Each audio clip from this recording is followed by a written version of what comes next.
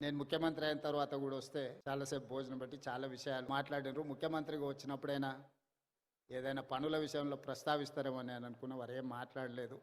వారు చెప్పిండ్రు ఇది నా బాధ్యత, ఎందుకు సార్ రెస్ట్ తీసుకోవచ్చు కదంటే, నిత్యం నాకు ఈ పనిలోనే ఒక సంతృప్తి ఉంటుంది. ప్రతి పేజు నేను చదువుతాను.